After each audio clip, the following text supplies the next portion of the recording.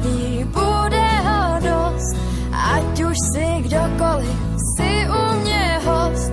Vždyť to jsou Vánoce, láska a mír.